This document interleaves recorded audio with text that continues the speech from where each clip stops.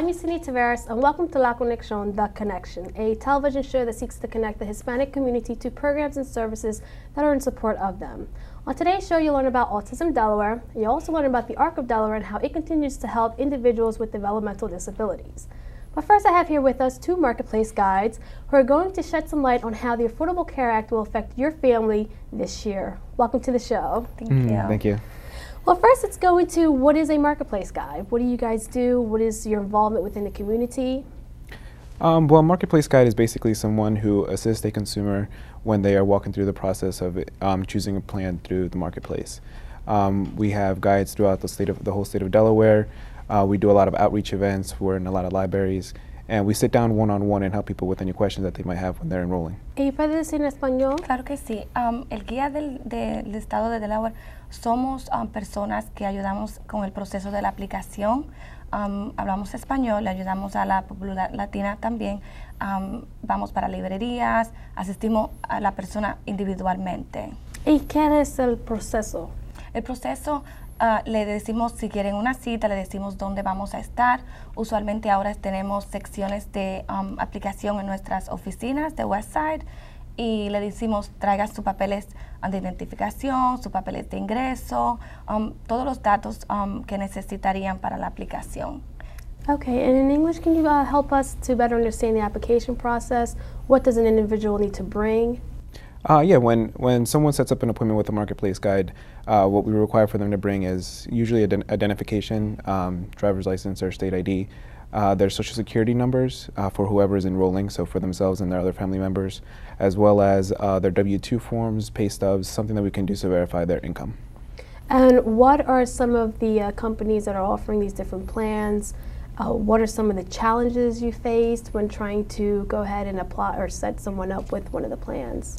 Right now, the plans that are being offered are Highmark Blue Cross Blue Shield and 2 plans through Coventry. The only difficulties that we had been having, but they seem to have ceased over the past month, is the website not working properly. In the beginning, it wasn't working very well, but as of now, the website has been working very smoothly. ¿Y en español? Sí, estamos teniendo mucho problema con la aplicación. Antes teníamos bastante, ahora la aplicación está muy bien. Usualmente terminamos una aplicación completa 45 minutos. ¿Y tiene el sitio de web ahí? Sí, en un sitio de web se llama choosehealthde.com. Esa website también puede ser introducida en español. Ahí también hay un link que pueden ir a donde pueden crear una cuenta y pueden entrar al marketplace y también hacer la aplicación en español. Is there a website for those who would want to learn more information about it? Yes, if you log on to choosehealthde.com, that's the website for the state of Delaware. It'll take you directly to the healthcare.gov website as well in order to start your application process. Okay, now let's go ahead and talk about the Affordable Care Act. The deadline had already passed, so for those who wanted to be insured between January 1 and March 31st, it's already gone. So for those who did not pick a plan, what do they have to do now? Well, it's not too late for them to enroll. People do still have until March 31st to get enrolled into the marketplace. Okay. And if they make their payment before the 10th of each month, their insurance starts the first of the following month. No es muy tarde porque muchas personas dicen ya pasó el tiempo, no podemos iniciar una aplicación. No es cierto, pueden hasta en marzo 31. Lo que tienen que hacer es hacer la aplicación y vamos a suponer si lo hacen en enero, del 1 al 10 comienza la cobertura al mes que viene, que sería febrero 1. So, nunca es tarde, tienen hasta marzo 31 para aplicar. And if you don't apply, what happens? If you don't apply, there is a penalty that comes along with it. For the first year, it's 1% or $95 per family member. For the following year, it would be 2% or $235. And for the year after that, which would be 2015, it would be $695 or 2.5% of the income, and that's per family member, and it comes out directly from your taxes. Bueno, si no tienen seguro médico, lo que pasaría sería una penalidad. El primer año sería $95 o 1% de su ingreso, cualquiera que sea mayor. El segundo año va a ser $235 o 2% del ingreso, cualquiera que sea mayor, y el tercer año sería 695 o 2.5%. Y tú del sabes ingreso. mucho información de esta posición. ¿Por qué tú buscó esta posición entre la comunidad? Bueno, una de las razones por qué busqué esta posición en la comunidad para ayudar a los hispanos también, porque mucha gente tiene esa barrera del inglés, esa barrera de que no sé el idioma, entonces no buscan ayuda y no saben lo que tienen que hacer. Entonces, para mí yo siento que esta es una forma de llegar a esa población de personas y ayudarle. That's wonderful. She was telling us the reason why she got involved. One important fact is because of that language barrier within the Spanish community. Absolutely. And can you tell us your involvement? Why did you choose to become a marketplace guide? Well, I've always been a strong believer that everyone should have health insurance. It's something that's very necessary, especially in our country. And as well, being Hispanic myself, I enjoy being able to help the Hispanic community, helping them understand. I feel like a lot of times we're the ones that are left out because of the language barrier. So if I'm able to go out there and spread the word, it's something that feels good. Wonderful. Well, if there's anything that you would like to share that you think will be beneficial to our audience before we leave, you can go ahead and do so. Yeah, well, definitely. If you need assistance with enrolling, I highly suggest logging onto the website choosehealthe.com. On there, you're going to find where marketplace guides are located throughout the state of Delaware. If you have any questions or concerns, it also lists phone numbers where you can call and get assistance from. Wonderful. Sí, lo que le queremos decir a la gente es que por favor no crean que es muy tarde para seguro médico. Puede entrar a la sitio de web que es choosehealthe.com. Ahí tienen información en inglés, en español. Tienen información donde pueden buscar ayuda individualmente. Ahí está la información de nosotros y los números de teléfono y donde vamos a estar en la comunidad si necesitan asistencia. So Serena and Adrian, thank you so much for your time. This was very beneficial for having us. Thank you for having us. Thank you. Stay tuned when we return Autism Delaware.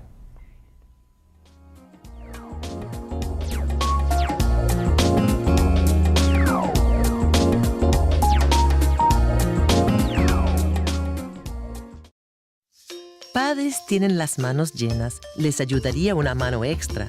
Ahora, cada estado ofrece seguro de salud gratis o a bajo precio para su héroe deportivo o su pequeña artista. Hijos hasta 19 años pueden recibir chequeos, visitas al médico, dentista y hospital, medicinas y más. Su hija puede ser elegible a base del tamaño de su familia y su ingreso. Es una cosa menos de qué preocuparse. Llámenos o visítenos en línea para más información. Just a few minutes. Can I ask you about the new health insurance law? Sure, ask away. How much will it cost for coverage? It depends. There are multiple plans to choose from. Is there someone there to guide you? Yep.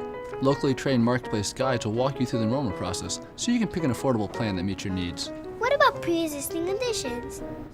Covered. Questions about the new health insurance law? Find answers at choosehealthe.com.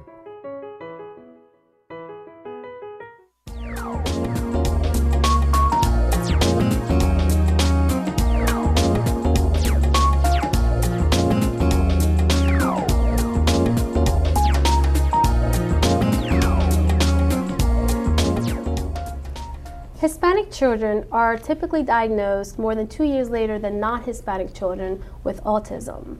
I have here with us two individuals from Autism Delaware who are going to shed some light on the organization and how they are helping those individuals with autism within our community. Welcome to the show, ladies. Hi. Let's start with Teresa. She is the executive director. Can you tell us a little bit about who Autism Delaware is? Yeah, absolutely. Autism Delaware is a nonprofit organization that was formed to help people and families affected by autism here in Delaware. So our only job is to provide resources for folks who are affected by autism in our state. And what are some of the resources that Autism Delaware provides? Sure. We provide parent mentors. So when maybe your child is first diagnosed and you need to learn about what autism is and how you get the resources you need, you can reach out to a parent mentor. Or at any time during your child or your own life cycle, you find that you need to reach out to somebody, we're there with parent mentors to create connections. So we help people find the resources that they need in the community. We also provide clinical services. We provide awareness. We have a newsletter. We have support groups. We have a nationally recognized vocational service called POWER, which helps provide vocational opportunities for individuals with autism as adults. So we try to provide a wide range of services for a number of different needs at each point along a person's lifespan. And generally, some of these organizations are started by parents who are going through these experiences. Is Autism Delaware one of those type of organizations? Absolutely. Autism Delaware is a grassroots organization. It was formed, what is Autism Delaware today is actually the merger of two organizations. One was formed in Sussex County by a group of parents, and one was formed in northern Delaware by a group of parents. And a couple years ago, we merged and became one organization called Autism Delaware, but still very much run by parent and family and individual with autism involvement, both in terms of the work that goes on every day in our offices and also volunteering, running events. A lot of those things still done by parents and individuals directly involved in the lives of people with autism. And what are some of the challenges that parents go through with raising a child with autism?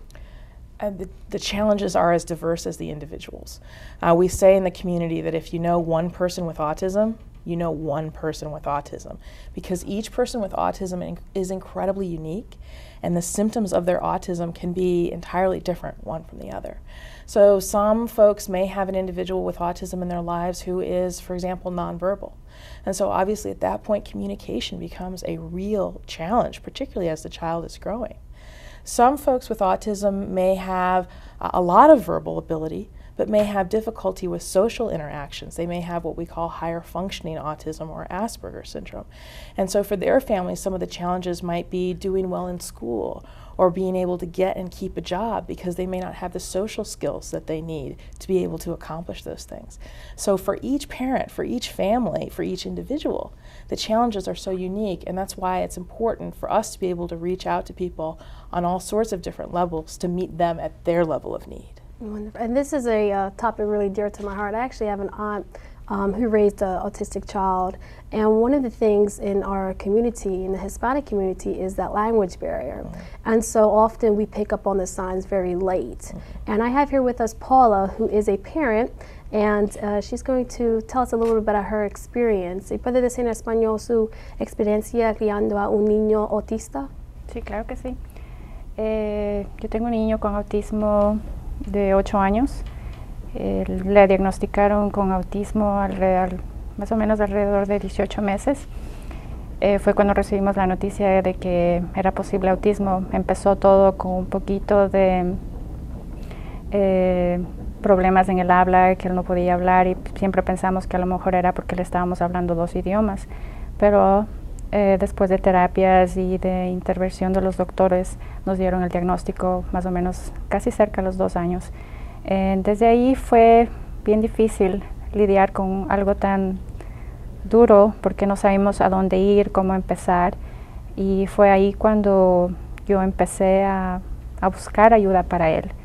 Y contacté a doctores, después contacté a la oficina de autismo en Delaware, y ellos son una organización que me ha ayudado tremendamente porque han podido buscar recreaciones para mi hijo, terapias o cualquier pregunta que no tenga para poder ayudar a mi hijo. Ahora él tiene 8 años y está enrolado en una escuela y está recibiendo sus terapias en la escuela.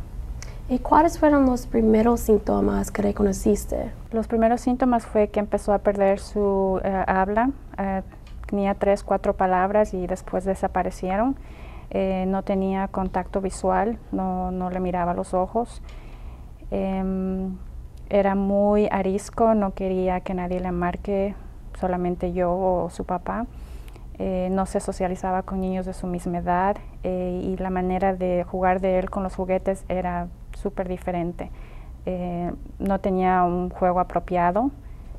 Entonces todo eso fueron un poco de los signos que yo miré, y por eso yo sabía que algo estaba mal con mi hijo. And Paula's sharing with us some of the first signs that she picked up on with her child having autism. Can you explain some of the first signs that some parents can look for? Sure. I want to stress that parents should really talk to their physicians if they're at all concerned that their children might be displaying signs of developmental delay or autism. There's also a wonderful resource online for the centers, from the Centers for Disease Control and Prevention. It's called Learn the Signs, Act Early. And if you just Google Learn the Signs, Act Early, you'll find the website. And there's great information on there. And what it also has is, in Spanish and English and multiple other languages, it has developmental stages. So here's, what you should look for at this stage. Here's what you should look for at that stage. So it's a great resource for parents that's available to everybody online. I mean, one of the things you want to look for from children is the ability to make eye contact. Okay? Mm-hmm. Does your child make eye contact? Does your child laugh? But whatever your concerns are, even if it seems like, maybe it might be nothing, absolutely talk to your doctor at any stage in your child's development if you're concerned, because we don't know a lot about autism, sadly. One of the things we do know is that early intervention is key to improved outcomes. And this is why it is so essential that we catch autism as early as possible and start to provide some behavioral interventions as early as possible so that we can get those improved outcomes. So my message to parents is always, if you're concerned at all, for whatever reason, see your doctor, get those screenings. Mm-hmm. And tú tienes dos hijos. Sí. Y con el primero que tiene que está autista, ¿tenías miedo con tu segundo hijo que puede sacar con este problema? Sí, definitivamente era un miedo terrible porque yo no podía saber qué iba a pasar con mi segundo hijo, y por eso fue que yo esperé mucho tiempo para tener un segundo niño, porque quería cerciorarme que mi hijo esté recibiendo todas las terapias, porque él tomaba mucho de mi tiempo. Entonces yo ya sabía que él estaba enrolado en todos sus programas, su escuela, y él está yendo muy bien. Entonces ahí fue cuando decidí tener otro bebé, y el niño tiene ahora 15 meses y prácticamente ahorita no tenemos ninguna preocupación de que él tenga algo, pero siempre estuvo ahí. And we don't have much time, no tiene mucho tiempo, pero si quieres decir algo en español, tú puedes decirlo, and after she's done, if you have anything in English that you would like to share with us before we leave. Lo único que recomiendo a las familias de habla hispana que si tienen alguna preocupación o piensan que algo está raro con su hijo, que siempre no esperen, porque mientras más temprano ataquen el problema, va definitivamente a marcar el diferente futuro para cada uno de nuestros hijos. Muchas organizaciones ahora, incluyendo Autismo en Delaware, ellos proveen gente que habla español, y si ellos llaman, ellos les van a poder ayudar. Pero mientras más temprano empiecen a ayudar, es mejor para el futuro de nuestros hijos. And Teresa? I just say that if you have any questions about autism here in Delaware, if we can help you in any way, you can find us online at www.autismdelaware.org, simple enough, and via phone at 302-224-6020. Thank you so much, ladies, for joining us today on LaConexio. Thank you. Thank you. We'll return the Arc of Delaware.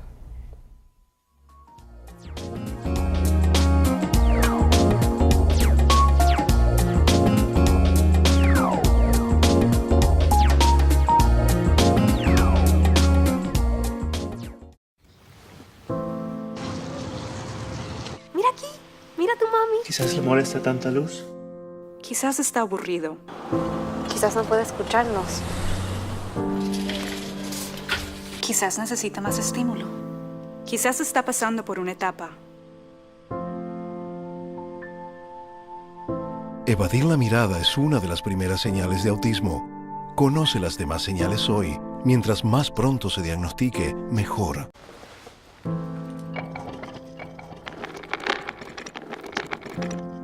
Maybe he's really focused. Hey, Michael. Michael. Maybe he likes spinning the wheels. Maybe he just loves trucks. Maybe he's just being a boy.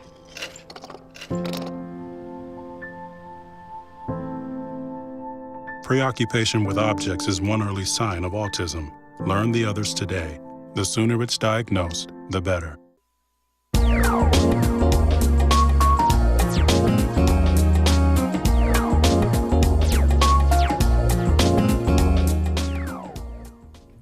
The Arc of Delaware continues to serve more than 30,000 individuals here in Delaware who suffer from intellectual and developmental disabilities. I have here with us Patricia Kelleher, who is going to shed some light on the organization and their involvement. Welcome to the show, Patricia. Thank you. It's great to be here. Thank you. It's wonderful to have you here. I wanted to learn more about the organization, so can you explain to us in some details who the Arc of Delaware is? Sure. The Arc of Delaware has been in Delaware for 60 years. We're celebrating our 60th anniversary this year, and it's a statewide organization, a nonprofit, formed by families, very much like Autism Delaware, because at the time it was formed, most children with intellectual and developmental disabilities were shunted out of society. Nobody really wanted to know about them. Family members may have been told when a child was delivered that they should just institutionalize the child, and families didn't want to do this. They wanted their children to have experiences like other children. They wanted them to be included, and so they began, again, a grassroots type organization to demand services and programs and inclusion for their children. Now, organizations like Autism Delaware is very specific for those with the autism spectrum disorder. With your organization, the Arc of Delaware, there's a list of disabilities that can go under developmental. You could have feeding, you could have speech, physical, then you have the intellectual side. Is there a specific audience that you are targeting? We serve anyone who has an intellectual or a developmental disability. And as you say, that's a wide range of disabilities. Some people are, function very well in society and need very little assistance. Others may have more difficult hurdles. The disabilities that it covers includes autism, Down syndrome, cerebral palsy, Fragile X. So there are a number of different diagnoses that we serve. And again, somebody may need a lot of services or very, very little to help them survive and thrive in society. So some people receive services from the state. If they have an IQ of 70 or below, the Division of Developmental Disabilities Services will provide an array of services to them. Above that, people may fall through the cracks. So we serve anyone who has a diagnosis that indicates they have an intellectual or developmental disability, and often we fill the gap for those people and their families. And raising a child with an intellectual or developmental disability can be very frustrating. You have to have a huge amount of patience. It's emotionally challenging. What are some of the resources or programs or events the Arc of Delaware provides for these parents and caregivers? We have a case management and outreach program, and we will help families apply to the state for services. We will help them, if they're turned down, look for alternative services. We will help families identify residential options that may be suitable to their children. We'll help them identify employment. Our employment program not only develops job opportunities, but it provides services to the person so that they can succeed when they get that job. We are committed to advocacy. That was one of the main thrusts of our organization when we started. So we spend a lot of time talking to key people, to the legislators, telling them what's needed, bringing people with intellectual and developmental disabilities to meet them so that they can tell them what they need and what they want. And there's been a very strong focus in recent years on making sure that we listen to people who have these disabilities instead of perhaps thinking that we know what's best for them, making sure that we're listening to what they need and what they want. So self-advocacy is a big part of what we do, and we also have social and recreational programs. They're very important. Isolation in the community is common, not just for the individual with the disability, but also for their family.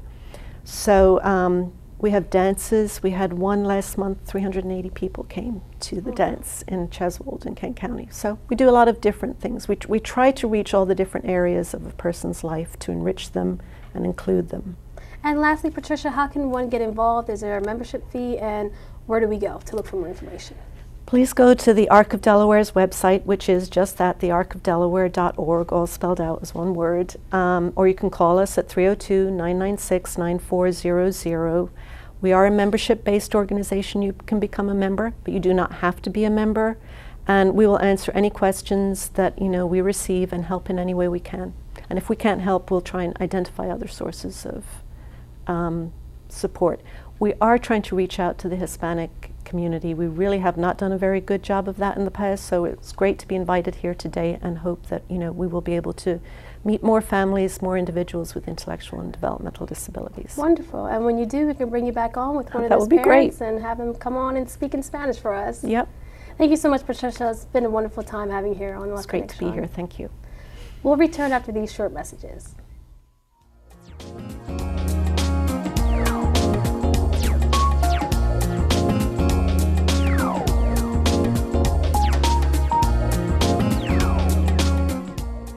What if when your kids were born, they didn't make a sound or move a muscle? That's what the Hages faced when Annika and Meyer were born. Since then, with the support of the ARC, their daughters have come so far. For over 60 years, the ARC has been standing up for people with intellectual and developmental disabilities, so they can be as independent as possible. If you need help, or if you want to help, visit us at www.thearc.org. Some people might think that Adrian would never be able to go to college like his brother, or achieve his dream of being an actor.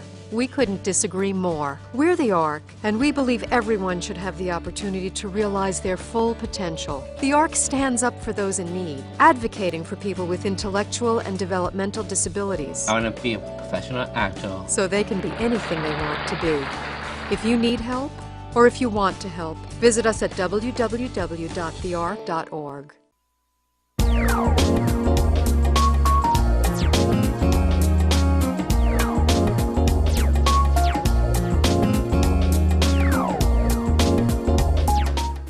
I hope you've been able to take away some important information from our show today, like how the Affordable Care Act will impact your family should you choose to not register for a plan this year, and also how the Autism of Delaware continues to help those with autism within our community. And remember, they do have a Hispanic outreach coordinator that can help you and your family should you choose to look for their resources. And I would also like to thank the ARC of Delaware for coming on our show today to shed some light on their organization, how they continue to advocate for individuals with intellectual and developmental disabilities. On behalf of all of us here at WITN 22, I'm Yesenia Taveras. Thank you so much for watching and have a great day.